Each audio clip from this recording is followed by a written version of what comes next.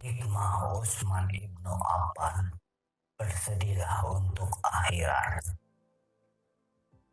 Sedih bisa datang menghampiri siapapun, tetapi ingatlah, jika bersedih berlebihan untuk urusan dunia maka hal itu dilarang, tetapi bersedih atas urusan akhirat, hal itu dianjurkan. Karena apa? Karena bersedih untuk urusan dunia hanya akan menjadi sebab turunnya kesempitan dan kegelapan hati.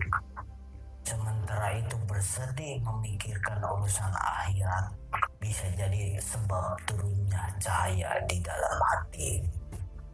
Sungguh Allah lebih menyukai tangis sedih seorang hamba karena memikirkan nasibnya di akhirat daripada hamba yang menangis sedih hanya karena urusan dunia yang fana.